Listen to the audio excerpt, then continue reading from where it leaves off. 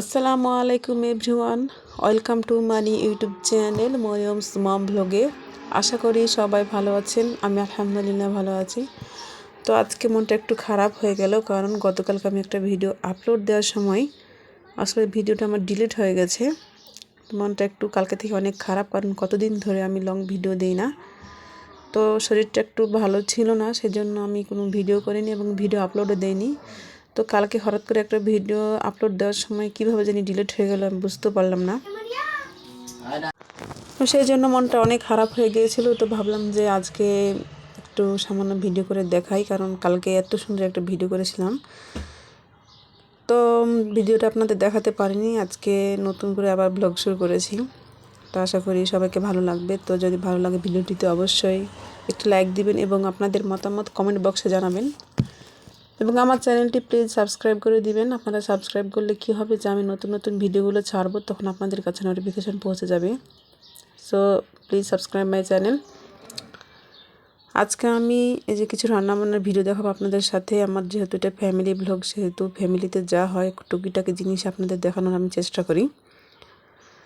তো আমি আজকে যে রান্নাবান্না করব তার ভিডিও আপনাদের দেখাবো। তো সবাই অবশ্যই আমার সাথেই থাকবেন, কারণ আমি যে ভিডিওগুলো ছাড়ি আপনারা যদি স্কিপ না করেন তাহলে পুরো ভিডিওটা দেখতে পারবেন এবং আমার কথাগুলো বুঝতে পারবেন যে আমি ঠিক কী কথাগুলো বলছি। আসলে মানুষের জীবনটা এমনই হয়, মানুষ অনেক সময় সফলতার দ্বারপ্রান্তে পৌঁছেও তাকে আবার ফিরে আসতে হয়।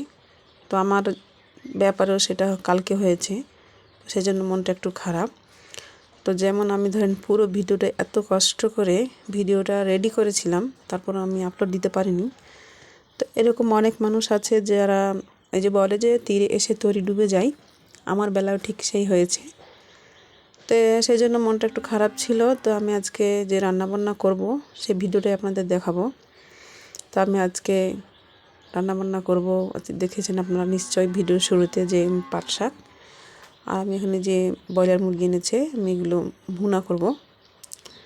তো এগুলো কী হয়, যে দোকানে যেহেতু ড্রেসিং করা থাকে সেজন্য ভালোভাবে তারা পরিষ্কার করে না, আর আমি সেই জন্য ভালোভাবে পরিষ্কার করে নিলাম। কারণ ওনাদের তো এই যে ড্রেসিং করে তখন ছোট ছোট যে লোমগুলো থাকে সেগুলো থেকে যায়। তো আমি ভালোভাবে বেছে নিলাম, কারণ ওনাদের ভরসা যদি আপনি রান্না করেন তাহলে আপনার খাওয়ার রুচিটা নষ্ট হয়ে যাবে। আর এই যে একটা পা দেখছেন, এই পাটা আমি 2 ভাগ করে নিলাম। যেহেতু আমার 2টা মেয়ে আর একটা পা, তো দুজনেই এত পরিমাণে মারামারি শুরু করবে একটা পা নিয়ে। তো দুজনকে 2 পিস দিব। তো দুজনকে 2 পিস দেওয়ার জন্য আমি এই একটা পাকে 2 ভাগ করে নিয়েছি। এই দেখতে পাচ্ছেন মাংসগুলো আমি কিভাবে কেটে নিয়েছি। তা আপনারা চাইলে এর থেকে বড় বড় পিসও করতে পারেন, আবার ছোট ছোট পিসও করতে পারেন। আপনাদের পছন্দ মতো আপনারা যেভাবে পছন্দ করবেন আপনারা সেভাবেই কাটবেন। আমি আমার পছন্দ অনুযায়ী কেটে নিয়েছি।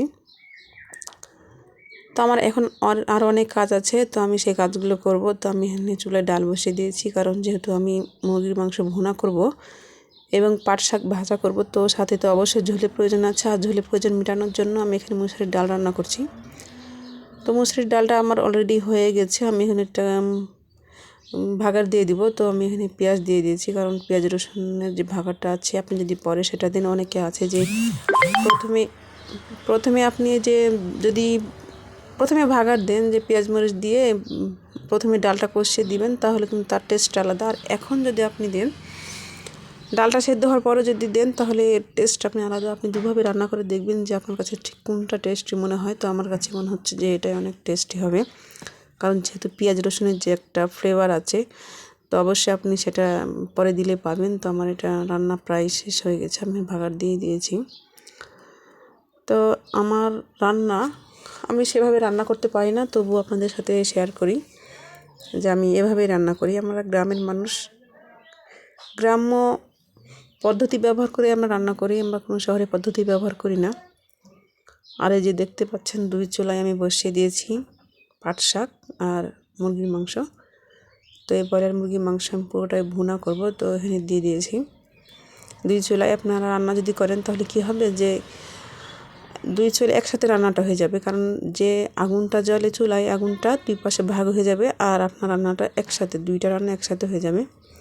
আপনারা চাইলে এভাবে চুলা বানাতে পারেন। আর অনেকে আছে যারা এক চুলা বানায়, তারা একটু কষ্ট করে রান্নার জন্য টাইম লাগে। তো আমার সেরকম কোনো টাইম লাগে না, যে আমি একেবারেই 2 চুলায় রান্না বসিয়ে 2টা রান্না আমি একবারে করে নিই, এই জন্য আমার রান্নাটা তাড়াতাড়ি হয়। তো আমি এই যে পাট শাকটা দেখছেন, আমি এটা পানি দিয়ে সিদ্ধ করে নিয়েছি লবণ দিয়ে। এখন আমি এটাকে ভাগার দিয়ে দেবো। আপনারা যদি মনে করেন যে আগেই দিবেন, যেমন তরকারি আমরা আগেই মশলা কষিয়ে ঝোল দিই, মানে কষিয়ে মশলাটা, তো আপনারা চাইলে সেভাবে দিতে পারেন, কিন্তু আপনারা এভাবে দিয়ে দেখবেন যে যখন শাকটা সেদ্ধ হয়ে যাবে তখন আপনারা ভাঙার দিবেন, তাহলে এই শাকের টেস্ট আলাদা একটা টেস্ট হবে। তো আপনারা যদি চেষ্টা করেন তাহলে এভাবে দিবেন। যদি আপনাদের ভালো লাগে তাহলে আপনি যে আগে প্রসেসটা বললাম সেভাবে দিবেন। আপনাদের পছন্দ অনুযায়ী, রুচি অনুযায়ী আপনারা চেষ্টা করবেন, আপনারা রান্না করবেন আপনাদের পছন্দ মতো। তো আমার রান্না যে আপনাদের করতে হবে সেরকম কোনো কথা না। তো আমি যেভাবে রান্না করি আমি সেটাই দেখালাম। আর এখানে ব্রয়লার মুরগি চলছে, কষানো চলছে, কারণ আমি যেহেতু ঝোল দিব না।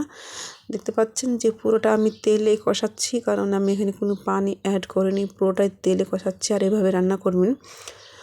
অনেকেই বলে যে মুরগির মাংস যেভাবে রান্না করি পরিবারে কেউ খেতে চায় না, বাচ্চারা খেতে চায় না, এই খেতে চায় না, ও খেতে চায় না, অথচ তারা কীভাবে রান্না করে। তো এভাবে যদি আপনারা কেউ রান্না করেন পুরোটা তেলে, ব্রয়লার মুরগির মাংস কেমন হয় যে পুরোটা তেলে আপনি ভাজবেন, তাহলে মুরগিটার যে একটা আষ্টে গন্ধ আছে সেটা পাওয়া যাবে না, আর ভিতরে আপনার পুরো তেলটা যখন ঢুকে যাবে তো অনেক ভালো লাগবে। এখন আমাদের রান্নাবান্না শেষ, আমরা এখন খাওয়া দাওয়া শুরু করবো, কারণ দুপুর হয়ে গেছে, যেহেতু আজকে শুক্রবার।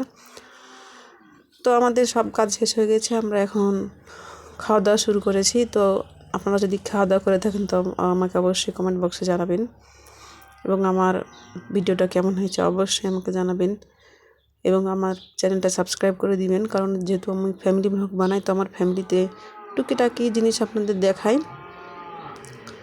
তো ভালো থাকবেন, সুস্থ থাকবেন, আল্লাহ হাফেজ।